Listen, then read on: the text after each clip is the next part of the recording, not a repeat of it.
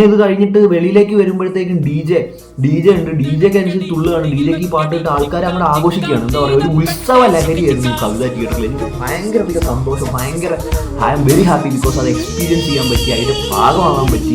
ഒരുപാട് സന്തോഷം. പറയും പോലെ അയാളുടെ കാലമല്ലേ കാർത്തികേയൻ മുതലാളിയുടെ കാലം.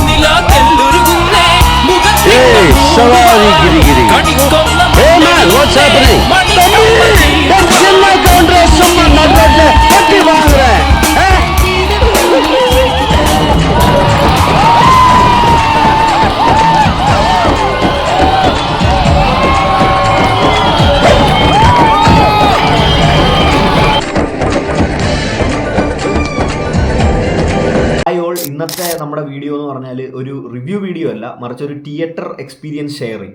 നിങ്ങൾക്ക് എല്ലാവർക്കും അറിയാം, Lalettan one of the most celebrated, അല്ലെങ്കിൽ എപ്പോഴും ഹൈ റിപ്പീറ്റ് വാല്യൂ ഉള്ള, എല്ലാവരും ആകാംക്ഷയോടെ റീ റിലീസിനായി കാത്തിരുന്ന രാവണപ്രഭു നാളെ കേരളത്തിലടക്കം ഏകദേശം 200ഓളം സ്ക്രീനുകളിൽ റിലീസ് ചെയ്യുകയാണ്. 4K Dolby Atmos remastered version നാളെ മുതൽ റിലീസ് ചെയ്യുകയാണ്.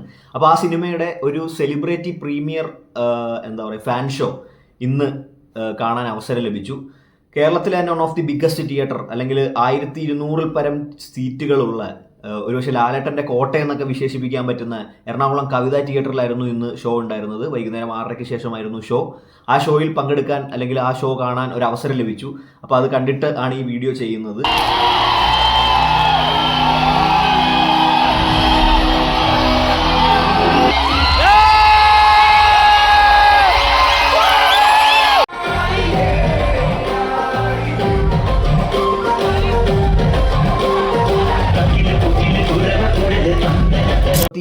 വർഷത്തിന് ശേഷം റിലീസ് ചെയ്ത് 4K Dolby Atmos mastered version വന്നിരിക്കുകയാണ്. അപ്പോൾ അതാണ് ഇന്ന് കണ്ടത്.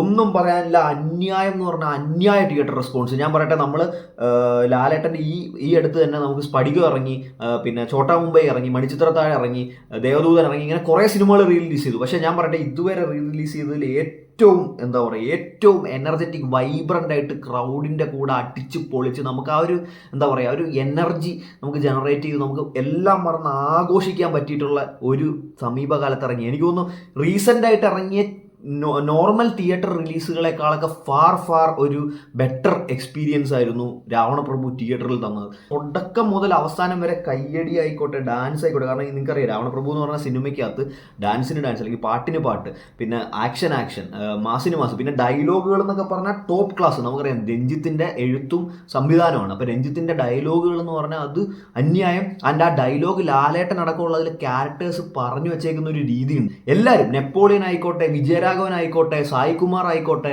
പിന്നെ ഇന്നസെന്റ് ആയിക്കോട്ടെ, എല്ലാവരും ഇഞ്ചോടിഞ്ച് പെർഫോമൻസ് ആണ് അത് ഈ കാഴ്ചവെച്ചേക്കുന്നത്. പിന്നെ എടുത്തു പറയേണ്ടത് നമ്മുടെ സ്വന്തം ലാലേട്ടൻ. കാരണം 2 ഡബിൾ റോള്. നമുക്കറിയാം, മംഗലശ്ശേരി നീലകണ്ഠൻ എന്ന് പറയുന്ന ഒരു കൾട്ട്, അല്ലെങ്കിൽ എന്താ പറയുക ഒരു ഓൾഡ് ഫ്യൂഡൽ തെമ്മാടി ആയിട്ടുള്ള ഒരാൾ, അതോടൊപ്പം തന്നെ അദ്ദേഹത്തിന്റെ മകൻ MN കാർത്തികേയൻ, മംഗലശ്ശേരി നീലകണ്ഠൻ കാർത്തികേയൻ. അന്നത്തെ യൂത്തിനെ ഫോക്കസ് ചെയ്തിറങ്ങിയ സിനിമയാണെന്ന് ഏറ്റവും കൂടുതൽ തിയേറ്റർ റെസ്പോൺസുകൾ ലഭിച്ച്, ഏറ്റവും കൂടുതൽ പോസിറ്റീവ് അഭിപ്രായങ്ങൾ ലഭിച്ച് ആൾക്കാർ തിയേറ്ററിൽ ആഘോഷമാക്കിയ സിനിമയാണ് ഇത്രയും വർഷങ്ങൾക്ക് ശേഷം വന്നത്. ആ ഒരു എനർജി, അതായത് ഇപ്പോഴത്തെ ന്യൂ ജനറേഷൻ പിള്ളേരിലേക്ക് ഇപ്പോൾ അതിൽ പറയുന്നുണ്ട്, ഇത് അയാളുടെ കാലമല്ലേ എന്ന് പറയുന്നുണ്ട്. സത്യമാണ്, മോഹൻലാൽ എന്ന് പറയുന്ന നടൻ്റെ കാലം തന്നെയാണ് ഇപ്പോൾ. ഈ 2025 എന്ന് പറഞ്ഞാൽ ലാലേട്ടൻ ഫുള്ളായിട്ട് തൂക്കിയതുപോലെയാണ്. കാരണം നോർമൽ റിലീസുകൾ പോട്ടെ, റിലീസുകൾ വന്ന എല്ലാ സിനിമകൾക്കും എന്താ പറയുക അങ്ങേയറ്റം തിയേറ്ററിൽ സ്വീകാര്യതയാണ്.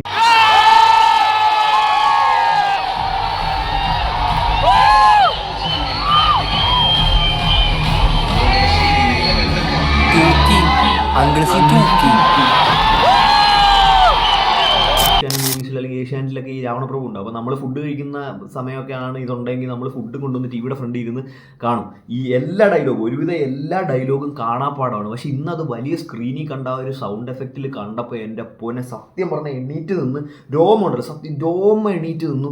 കൂടെയുള്ള ആൾക്കാർക്ക് അറിയാം, എൻ്റെ കൂടെ സിനിമയ്ക്ക് എൻ്റെ ഫ്രണ്ട്സ് അടക്കം വന്ന് അവർക്കറിയാം നമുക്കുണ്ടായിരുന്ന എക്സൈറ്റ്മെൻറ്റ്. അവരെല്ലാവരും, ഞാൻ മാത്രമല്ല, എല്ലാവരും എക്സൈറ്റഡായി. എല്ലാവരും കൂടെ പാടുന്നു, ഡാൻസ് കളിക്കുന്നു. ആ തിയേറ്റർ ഞാൻ ഷൂട്ട് ചെയ്ത കുറച്ച് ഫുട്ടേജും കാര്യങ്ങളും ഞാൻ ഇതിൻ്റെ കൂടെ ആഡ് ചെയ്യാം. നിങ്ങൾ കണ്ടു, അങ്ങ് എന്താ പറയുക എനർജി, ആ ഓറയാണ്. ആൻഡ് ഇതിൻ്റെ റിലീസ് വിഷ്വൽ ക്വാളിറ്റീസ് ഒക്കെ ടോപ്പ് ക്ലാസ്, അടിപൊളി, ഭയങ്കര എന്താ പറയുക, നല്ല ക്ലാരിറ്റി ഉണ്ട്, നല്ല സൗണ്ട് ക്ലാരിറ്റി ഉണ്ട്. അതേപോലെ ഫൈറ്റിലൊക്കെ ഇടയ്ക്ക് ഓരോ ബീറ്റും കാര്യങ്ങളൊക്കെ ആഡ് ചെയ്തതും അടിപൊളിയായിട്ടുണ്ട്. പാട്ടുകളും എല്ലാം നല്ല രസമുണ്ട്, നമുക്ക് കണ്ടുകൊണ്ടിരിക്കാൻ നല്ല വിഷ്വൽ ക്വാളിറ്റി. കാരണം നമ്മൾ ടി വിയിൽ ചെറിയ സ്ക്രീനിലൊക്കെ കണ്ടുകൊണ്ടിരുന്ന സാധനം ഈ വലിയ രീതി വരുമ്പോൾ നമുക്ക് കൂടെ ഒന്ന് ഡാൻസ് കളിക്കാൻ പറ്റി ആഘോഷിക്കുക എന്ന് പറഞ്ഞാൽ ഇതിൽ പറയാൻ എന്ത് സന്തോഷമുള്ളത്. അടിപൊളി, അന്യായം. ആൻഡ് എനിക്ക് എല്ലാവരോടും പറയാനുള്ളത്, നിങ്ങൾ ധൈര്യമായിട്ട് നിങ്ങൾ പോയി കാണൂ, നിങ്ങൾ പോയി എൻജോയ് ചെയ്യൂ, നിങ്ങൾ ഡാൻസ് കളിക്കാൻ ഡാൻസ് കളിക്കൂ, എല്ലാം നിങ്ങൾ സീറ്റിൽ നിന്നായിക്കോട്ടെ അല്ലെങ്കിൽ പ്ലാറ്റ്ഫോമിൻ്റെ മേളിൽ കയറി എന്താണെന്ന് വെച്ചാൽ നിങ്ങൾ ആഘോഷിക്കും, ഒരു ഉത്സവം പോലെ അങ്ങോട്ട് എന്താ പറയുക സെലിബ്രേറ്റ് ചെയ്യുക. ഇനിയും ഇങ്ങനത്തെ കുറേ ഇപ്പം നരസിംഹം അല്ലെങ്കിൽ നരൻ ഇങ്ങനത്തെ പടങ്ങളൊക്കെ റിലീസ് വന്നിട്ടുണ്ടെങ്കിൽ ഒരുപാട് പേര് വരും, ഒരു സംശയമില്ല. നല്ല രീതിയിൽ റീമാസ്റ്റർ ചെയ്ത് ഇറക്കാമെങ്കിൽ ഒരുപാട് പേര് വരും, എല്ലാവർക്കും ഇഷ്ടപ്പെടും. എന്തായാലും നിങ്ങൾ തിയേറ്റർ എക്സ്പീരിയൻസ് നിങ്ങൾക്ക് നിരാശ ഉണ്ടാകത്തില്ല. ഞാൻ പടം നല്ലതാണോ മോശമാണോ എന്ന് പറയേണ്ട ആവശ്യമില്ലല്ലോ, കാരണം അത് എല്ലാവർക്കും അറിയാം. ഇത് തിയേറ്റർ റെസ്പോൺസ് അല്ലെങ്കിൽ തിയേറ്റർ എക്സ്പീരിയൻസ് ഷെയറിംഗ് ആയിട്ട് മാത്രം കണ്ടാൽ മതി.